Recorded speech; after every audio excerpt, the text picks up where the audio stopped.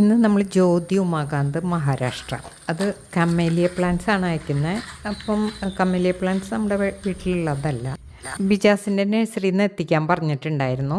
അപ്പം ഞാൻ രാവിലെ നോക്കുമ്പോൾ അവൻ മറന്നുപോയി എന്നാണ് എനിക്ക് തോന്നിയത്. ഫോണെടുത്ത് വിളിച്ചു, അപ്പോൾ അവൻ പറഞ്ഞു ഗേറ്റിൻ്റെ അവിടെ കൊണ്ടുവച്ചിട്ടുണ്ടെന്ന്. ഗേറ്റിൻ്റെ അവിടെ പോയി നോക്കി, അപ്പോൾ സാധനം അവിടെ റെഡിയായി വന്നിരിക്കുന്നുണ്ട്. 5 എണ്ണമാണ് പറഞ്ഞേക്കണേ, പക്ഷേ 8 എണ്ണം കൊണ്ടുവച്ചിട്ടുണ്ടെന്ന് പറഞ്ഞു. അപ്പം നമുക്ക് സെലക്ട് ചെയ്തെടുക്കാൻ വേണ്ടിയിട്ടായിരിക്കും. പക്ഷേ ഈ നഴ്സറീസിൽ നിന്നൊക്കെ കൊണ്ടുവരുന്നത് ഒരേ സൈസായിരിക്കും. നമ്മൾ എത്ര സെലക്ട് ചെയ്താലും കാര്യമില്ല. എല്ലാം നല്ല ഹെൽത്തി നല്ല പ്ലാന്റ്സുകളാണ്. ഇപ്രാവശ്യം ഞാനിത് പെട്ടുപോയതാണ്. കാരണം കമേലിയ അതുപോലെയുള്ള ഒരുപാട് പ്ലാന്റ്സും ഈ ഓൺലൈൻ സെല്ലിംഗ് മാത്രം ചെയ്യുന്ന നഴ്സറീസ്, അതായത് അവർക്ക് ഔട്ട്ലെറ്റ്സ് ഒന്നും ഉണ്ടായിരിക്കില്ല. ആ ഫാമിൽ നിന്ന് അവർ പാക്ക് ചെയ്ത് അയപ്പിക്കും.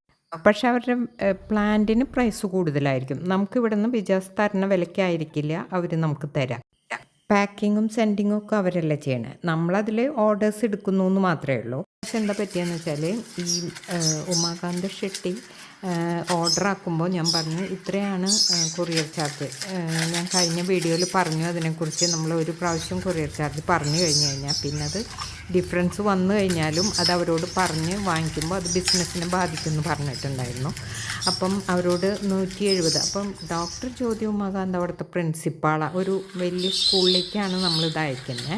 അവിടുത്തെ പ്രിൻസിപ്പാളായിരിക്കാം, അങ്ങനെയാണ് ഞാൻ ഗസ് ചെയ്യുന്നത്. പക്ഷെ നമ്മളോട് സംസാരിക്കുന്നതൊക്കെ അവരുടെ ഗാർഡനേഴ്സ് ആണ്, അവരാണിത് ബുക്ക് ചെയ്യുന്നതും ഒക്കെ.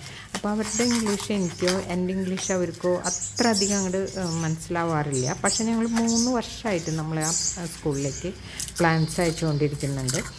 അപ്പം ഈ ഞാൻ പറഞ്ഞത് 170 രൂപയാവും കൊറിയർ ചാർജ് എന്നാണ്.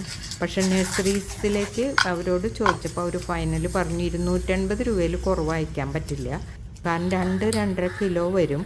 അപ്പോൾ ആ സമയത്ത് പാക്കിങ്ങും എല്ലാം കൂടി നമുക്ക് പറ്റില്ല എന്ന് പറഞ്ഞു. അപ്പോൾ ഞാൻ ശരിക്കും പെട്ടു. അപ്പോൾ 110 രൂപ വരെയൊക്കെ ഡിഫറൻസ് വരുന്നുണ്ട്. അത് എൻ്റെ ലാഭത്തിൽ പിന്നെ അത്ര എനിക്ക് ലാഭമില്ല. പിന്നെ അതുകൊണ്ടാണ് ഞാൻ ഇവിടുത്തെ നഴ്സറിയിൽ നിന്ന് കുറഞ്ഞ വിലയ്ക്ക് വാങ്ങിയിട്ട് സ്വയം പാക്ക് ചെയ്ത് അയക്കാമെന്ന് വിചാരിച്ചത്. ഇപ്പം ഞാൻ പോസ്റ്റ് ഓഫീസിലെത്തി. സ്പീഡ് പോസ്റ്റ് വഴിയാണ് അയക്കുന്നത്. അപ്പം അവിടെ നമ്മൾ വെയ് ചെയ്ത് നോക്കിയപ്പം 2 കിലോയിലധികം ഉണ്ട്. അവർ പറഞ്ഞത് കറക്റ്റാണ്.